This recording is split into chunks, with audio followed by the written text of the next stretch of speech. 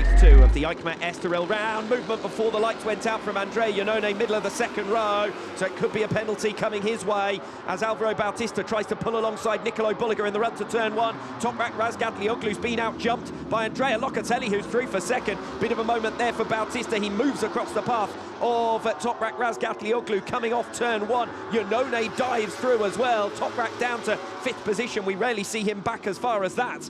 And now around the outside comes Alex Lowe's to pull alongside Xavi Vierque. Gardner's going the other side of Vierque. So Xavi Vierque losing places. Jonathan Ray gaining places as ever on the opening lap, trying to go all the way around the outside of Xavi Vierque for 8th position. It'll give him the inside here, but Vierque holds the place. Now it's up to Toprak Razgatlioglu as they come towards the Parabolica Interior, and Iannone leaving plenty of space on the outside of him there as he tried to run a little bit narrow and defend position from Razgatlioglu. Locatelli needs to really have a good run through turn 7, the next right-hander, to try and set something up to bring him closer to Bulliger, and just keep yourself edging away from Bautista. This is where Bautista has struggled all the way through this weekend, and this is the moment now for Locatelli to try and take advantage of that.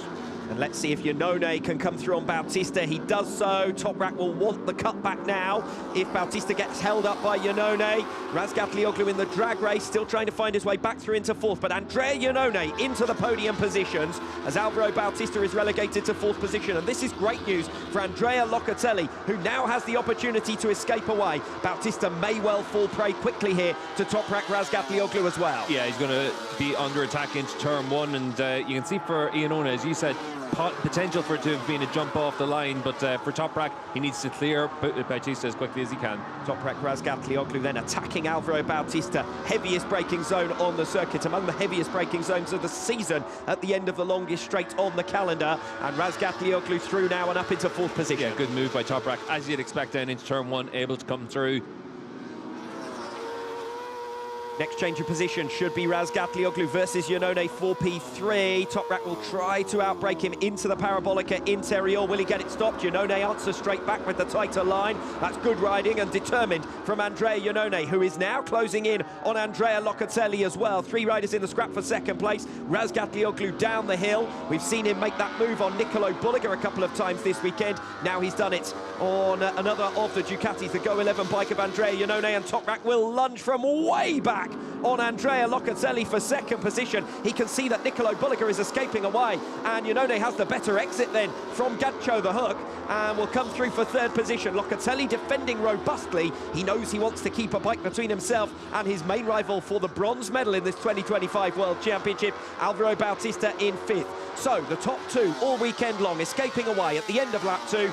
Nicolo Bulliger leading Toprak Razgatlioglu around 1.5 seconds. Locatelli already half a second back, under pressure from Iannone. The pair under pressure from Bautista with the straight line advantage as they come back towards turn 1. And for Locatelli, he's got half a dozen corners to try and open up enough of a gap, because you can see already Bautista's come through, and Iannone with those 2 long lap penalties, it was half a chance for Locatelli to open up a little bit of a margin. Yes, confirmation of that double long lap penalty coming in. This is Toprak Razgatlioglu moving through aggressively on Andrea Locatelli. It's a classic move at the widest corner on the circuit, some 18 metres, and Razgatlioglu only needed the inside.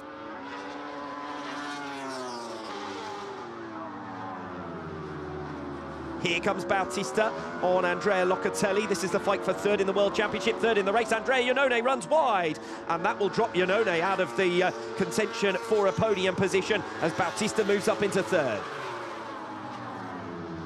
Alex Lowe's trying to make his move on Andrea Locatelli, and Locatelli's going to get barged out of the way here. Can Lowe's get it stopped? Well, just about, but a bit deep into that turn 1, and that'll bring Gardner and Ray back into play. Good move for Lowe's, though. That's where he crashed while trying to come through in Locatelli in the Super Pole race.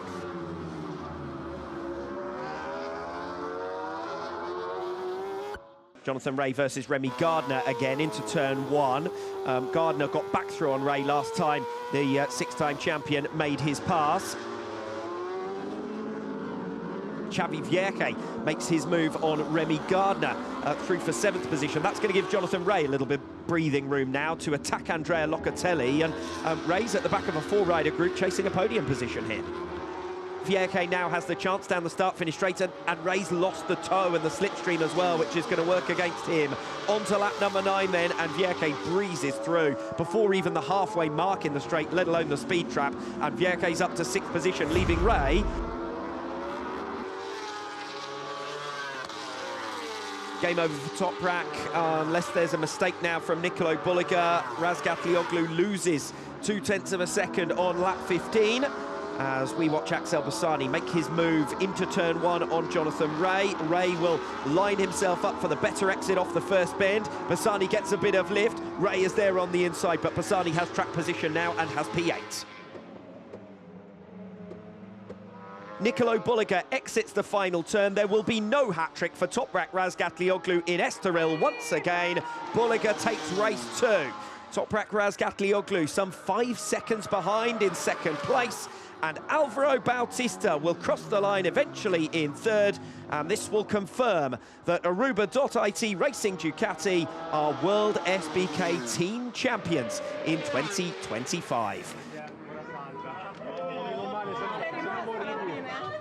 Come facevo?